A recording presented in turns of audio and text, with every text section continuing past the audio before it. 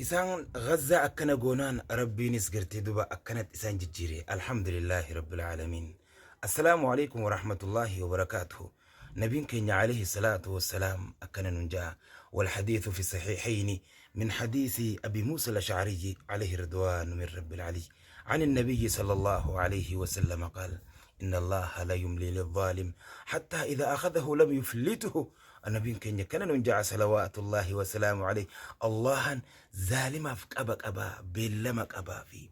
هقا غرتي دوبا إسا قبي چك من چك أكا إسا حركاهم بانت إسا قبا سبحانه وتعالى خليس إسان mana gartee duba isaanii bareedaa qabeenya isaanii jala barbadee sinaan arraan tana gartee duba yeroo itti gartee caalamni islaamaa hulaa isaanirraa cufate ummata gartee gabrootan isaa warra gazzaadhaa san islaamota muslimota falastiin gazzaa san jecha billaahi alaykum allaha hulaan saa cufaadhaa miti warra gartee duba baxraanee fincaanee ol fincaaye ummata zaalima yahudota san isaan boochisu jira jechuudha rabbiin ibidda guddaa humni takkalleen hin dhaamsinetti qabsiise ibidda kana khadaamu miti khagartee duba mana saaniitii fi isaan cufaa'u barbadeessu rabbi haa taa'isu du'aa itti jabaadha namni gartee duba